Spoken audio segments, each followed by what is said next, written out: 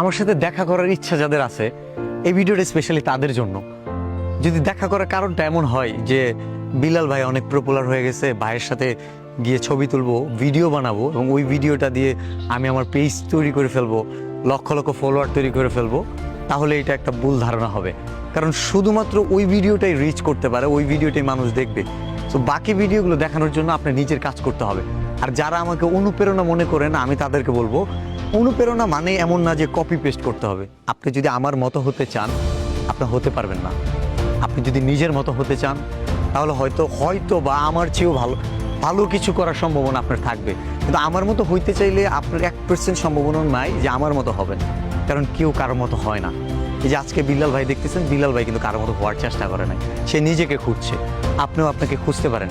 তো আমার সাথে যারা দেখা করার জন্য আসেন তাদেরকে যে জিনিসটা ক্লিয়ার করি, আমি কিন্তু বাড়িতে খুবই কম থাকি, একদম সকাল টাইমে চলে যাই, আবার অনেক সময় অনেক রাতে ফিরি।